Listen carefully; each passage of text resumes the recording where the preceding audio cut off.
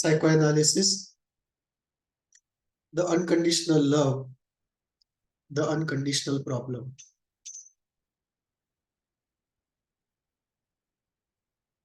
Iconoclasm is packed in this phrase. How can unconditional love be a problem when it is one of the most cherished goals of human existence? Let us go into the discussion.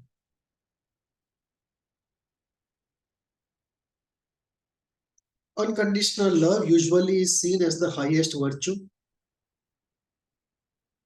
the highest thing one can give to another, and the highest thing one can receive from another. Literature, movie, art, they all put unconditional love as the ideal to be achieved, to be pursued, although we cannot reach there, both in terms of giving and receiving. Spiritual texts like Bhagavad Gita talk about unconditional love, which can only happen after transcending the ego. We also see unconditional love in a pathological condition. In Bhagavad Gita, we see unconditional love in the spiritual context. And we also see unconditional love in a pathological context of personality disorders, where there is fusion and inability to separate from a person with whom there is an intense ambivalent relationship, usually the mother or the father. And there is unconditional love, although there is intense hate and anger towards the same person. It's a very suffocating situation to be in. A very tragic fusion. Not a happy fusion, a tragic fusion. And this brings us to the idea of blind unconditional love of the type we see in pathological situations versus spiritual unconditional love. And it seems unconditional love, like all other psychological entities, comes in all colors and flavors. It's not one entity. It can acquire colors and flavors. And we have two flavors here, the flavor of blind unconditional love seen in pathology. It can also be seen in narcissistic relationships. It can also be seen in blind parental love for the child versus spiritual unconditional love. We also have a situation of candy love versus unconditional love, a very conditional love versus unconditional love. So then we have conditional love, unconditional love, and flavors of unconditional love, just as there are flavors of conditional love. And then we look at the work of Bowlby in this context, that we are attachment creatures. We are a species which is hardwired for attachments, hardwired for emotional relationships. And we are unconditionally attaching. We get attached even to those people and those objects which are not pleasant to us. Even if a person is attacking, after living with the person for a few years, if we have to separate, we also feel sadness and pain of separation, although this is what we wished for years. Take example of getting attached to something non-human. It can be an animal or it can be even a room. When you go to the hostel, for the first time, you curse the discomfort of the hostel room. At least in India, that is so. At least it was so when I was a student. I'm not sure of it now. But hostel rooms used to be very difficult places, very uncomfortable places without any facilities when I was a student. And we used to curse the hostel rooms till we lived there. And we would always think about when we would complete our degrees and we would be free from that hostile atmosphere. But when actually the time came, most of us were in tears because we were attached even to non-living things which are distinctly uncomfortable, like our hostel room used to be. So it tells us that there is a mechanism in us that we throw out attachments all the time and we get attached to everything. So there is a spontaneous unconditional attachment and the spontaneous unconditional love that flows out from us to things and people. And this, of course, is a blind, natural, unconditional love and unconditional attachment. And just as conditional love leads to conditional problems, unconditional love leads to an unconditional problem.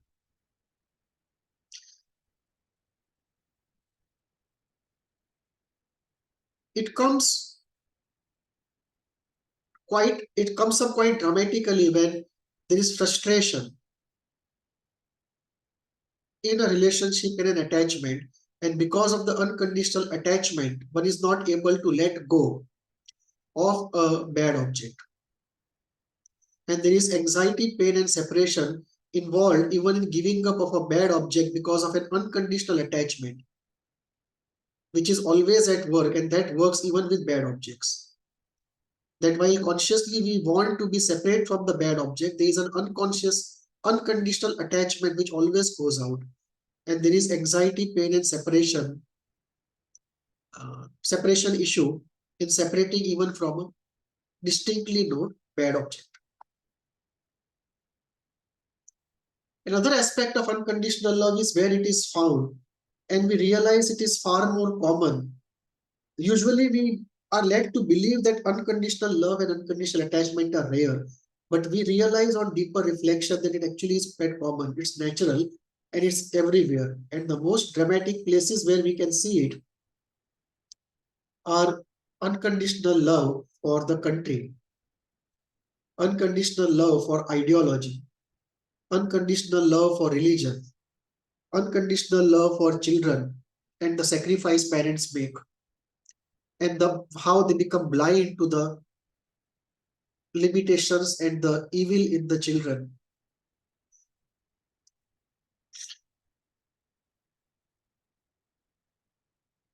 We can see the unconditional love in example that I gave of the hostel. We can see unconditional love in caring for the tyrant father or the tyrant mother when they are old and sick, although they were very difficult to us, very attacking to us, pain giving to us in our childhood. We see unconditional love in personality disorders. We see it when fusion does not allow release of affect in affect release therapies. Therapies which are based on catharsis, like ISTDP, emotion-centered therapy, some forms of EDT, which essentially are based upon affect release. And we see how fusion with a erstwhile tyrant does not allow release of affect even in the therapy room. So much is the fusion, so much is the unconditional love and unconditional attachment that you cannot get the affect out. The person unconsciously and at times even consciously says he would choose to suffer but not feel negative affect of anger, hatred towards even an erstwhile tyrant with whom he is fused and for whom he has unconditional love and unconditional attachment. He can't find his way to health out of that pathological ambivalence. And this unconditionality also undergoes a sine wave. At times it rises, at times it wanes. So the unconditionality of the unconditional love is always there, but the intensity is a variable.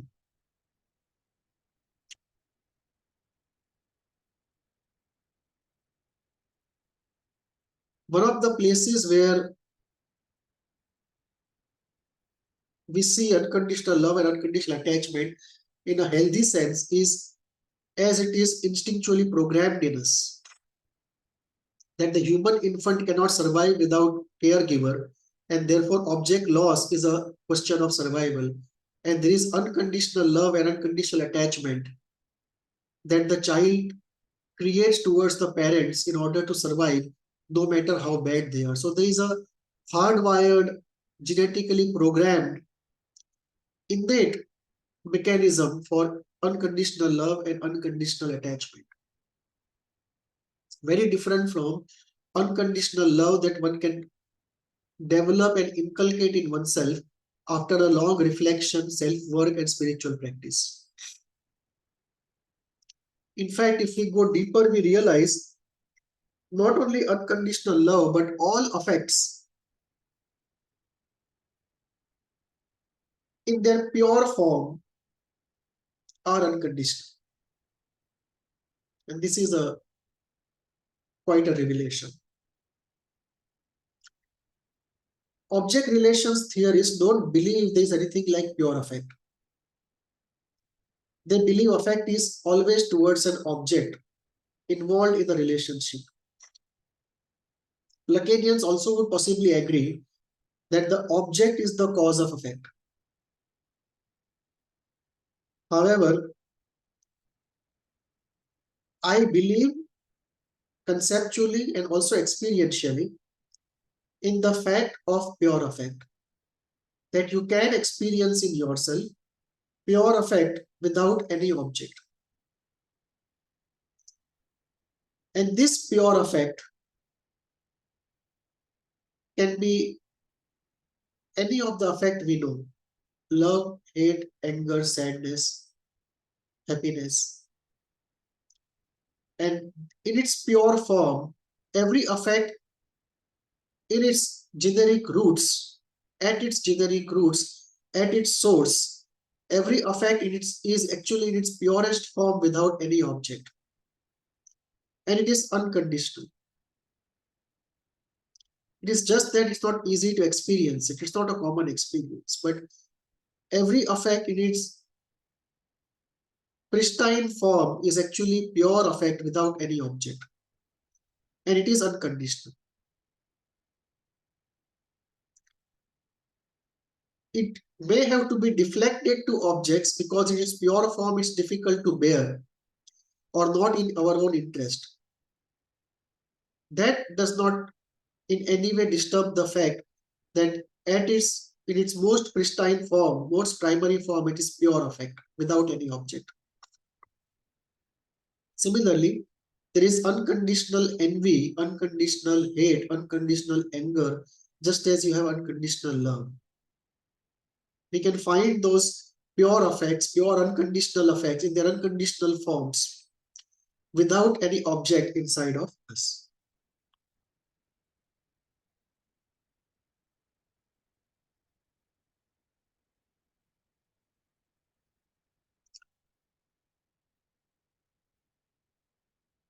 Let us spend a moment on the two types of unconditional love, pathological and spiritual.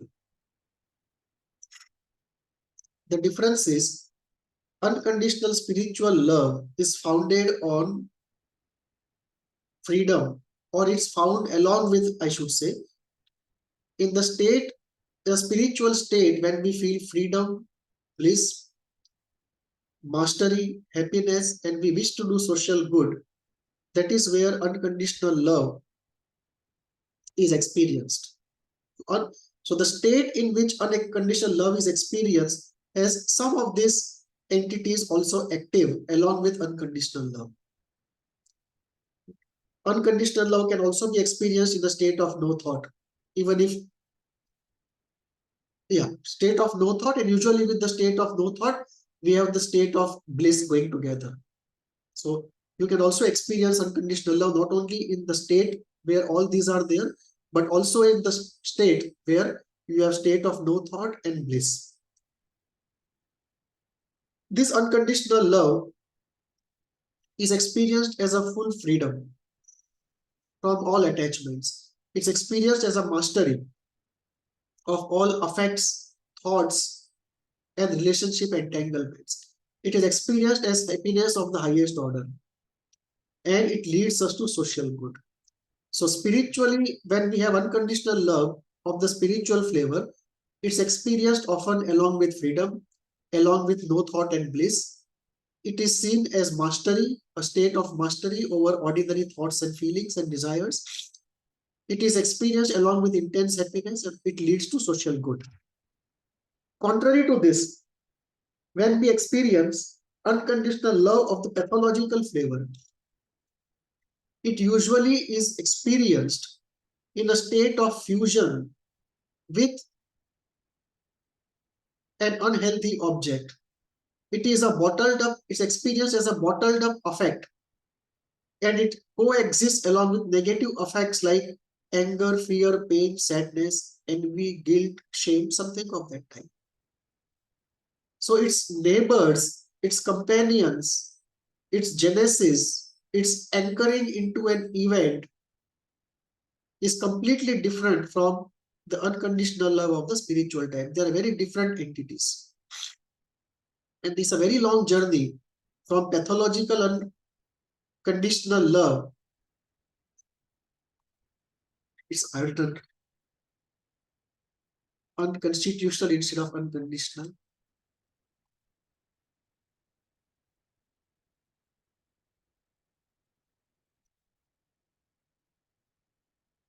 Very interesting slip. We have to find out what is constitutional love and unconstitutional love. So it's a long journey from pathological unconditional love to spiritual unconditional love. The structure of the psyche, in the journey, what happens? In the journey, structure of the psyche undergoes a change. The affect system, which involves affect generation, affect regulation, and conversion of affect into pathology or expression of affect, all of that undergoes a change. And the knowledge system about oneself, one's thoughts, one's emotions, one's desires, and one's relationship to others, the entire knowledge system about it undergoes a transformation. So the pathological unconditional love is like the raw material, a pathological raw material. From there you move to normalcy, and from there to spiritual love, unconditional spiritual love. It's a long journey. One is the beginning of the journey, second is the destination. We start from unconditional pathological love and we go and end in the destination of spiritual unconditional love. Now, what is the classical way of understanding this? In the classical psychoanalytic approach, unconditional love is never really understood as a problem.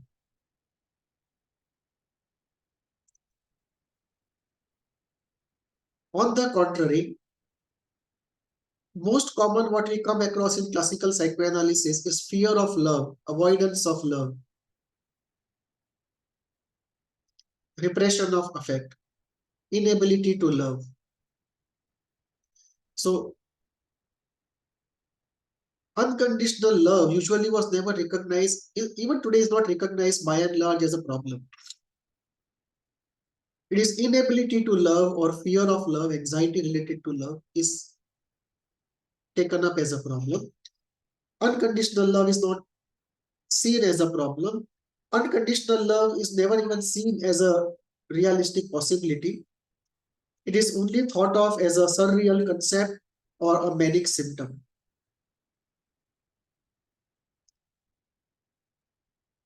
And what we do is usually we make the person understand that the quest for unconditional love is actually a surreal, dreamy quest, a fantasy quest, and what is required is reality acceptance and catharsis of the pain involved in accepting that unconditional love is nowhere available.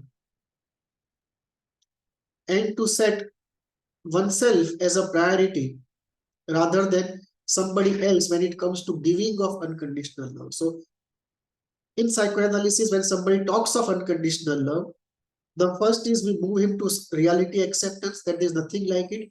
And if the desire is very strong, go into mourning, do catharsis. And if somebody talks of giving unconditional love, we talk again of reality acceptance, to put oneself as a priority rather than somebody else, and therefore not to go for giving unconditional love. So the desire for unconditional love and desire to give unconditional love, both are truncated in classical psychoanalysis. Good approach would be a radically revolutionarily different approach like what Kohutian approach was to classical psychoanalysis, a radically different approach, and accept that there might be a need to give unconditional love and there might be a need to get unconditional love as a very natural human need.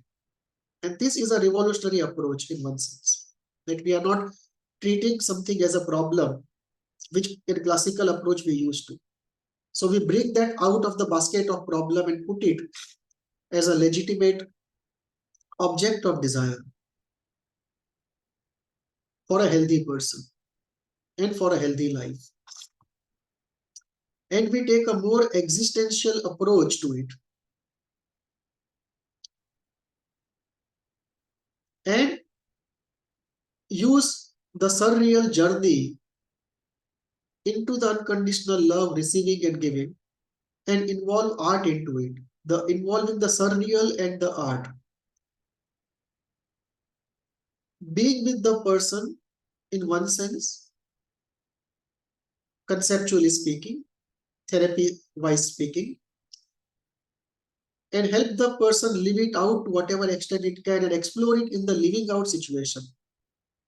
Not restrict ourselves to reflecting, not acting. I mean, we restrict ourselves to reflecting, not acting, but not restrict the person to the phrase of reflecting, not acting outside of the therapy room. Inside of the therapy room, yes, reflecting, not acting, but outside of the therapy room, encourage the person to go in for living it out. This is a difference between the Eastern approaches and the Western approaches. The Western approaches stop at reflecting, not acting, and the Eastern approaches go into living it out. Of course, living it out under guidance within a framework. It is not a free for all. But very sticky problems which cannot be solved by reflecting, not acting, have to be lived out. This is also roughly the behavioral approach. Not fully, but partly, I would say. And spirituality is a very powerful tool here to engage with the concept of unconditional love, its genesis, its purpose, its holy or lofty or a goal-like status, a state of final goal. And this, if we bring into psychoanalysis, helps us deal with the problem of unconditional love and unconditional attachment much better than the classical approach. Thank you.